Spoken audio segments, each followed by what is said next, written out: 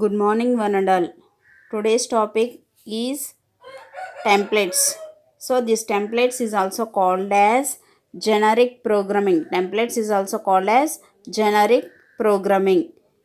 Before discussing about templates, first you have to discuss about function overloading. The function overloading is nothing but the same function with different parameters or different arguments is called as function overloading.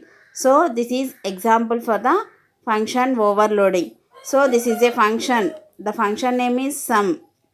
In this case, we are passing the integer type of parameters, and in this case, we are passing the floating type of parameters. In both the cases, the function name is same. So, the main advantage of function overloading is the readability of the program is very simple. Whereas the template is nothing but a single function or class for several tasks. So here the user have to write only either single function or single class, but that can be implemented for several tasks. This is called templates. So this template is very powerful feature in C++. So for larger codes we use the templates. Here you are using same function for different tasks. For passing data types we have to use the templates. So C++ in templates concept we use two keywords. C++ adds two keywords to support templates, that is template and type name. In templates concept the C++ adds two keywords, that is template and type name. This type name is also called as placeholder.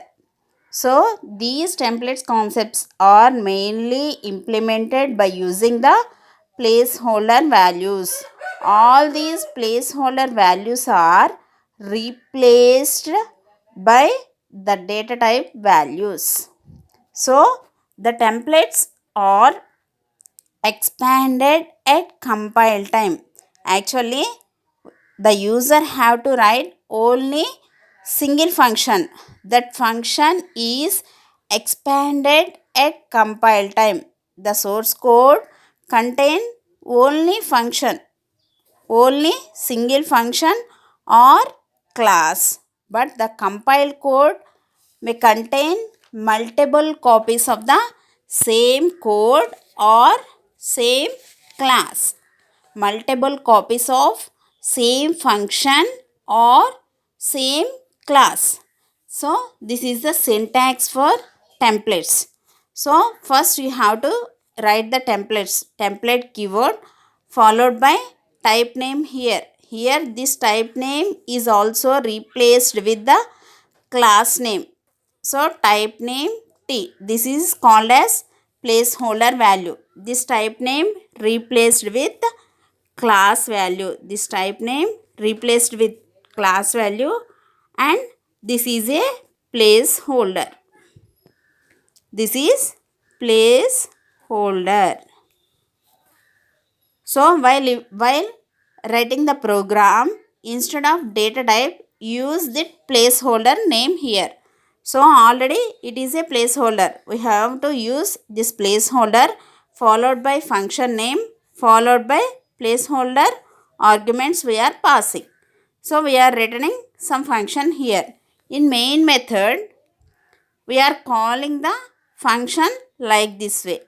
Cout my max of. Here we are passing the different parameters to the corresponding function. So integer type of int values. In this function we are passing two arguments. That's why here we are passing two arguments.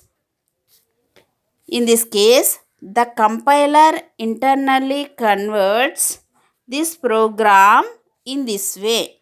While executing this statement, the compiler converts these functionalities in this way. All the placeholder values whatever the placeholders used in our function will be replaced with the type of parameter we are passed in our program. So in this program, we are passing the integer type of values to the function. So in this function already we are using some placeholder values. All these placeholder values are replaced with the type of data type we are passed in our program. So while executing this statement, the compiler internally converts this program into int. MyMax is a function name. In this function name, we are passing two parameters, tx, ty. But here t is a placeholder. Instead of t, we are replaced the t with integer type of values, int x, int y. Again returning function, if x greater than y, it is a true, it will return x, otherwise it will return y value. Next statement, cout my max of char a comma f. We are passing a comma f character type of values to the corresponding function. So in this case, all the placeholder values again replaced with the character type of values. All the placeholder values are replaced with the character type of values and returning the result to the corresponding function. So this is the example for templates. In templates, we have to write, user have to write only single function. But at the time of compilation, the compiler converts the corresponding data type values are substituted in the corresponding function. So internally the compiler converts this function expanded.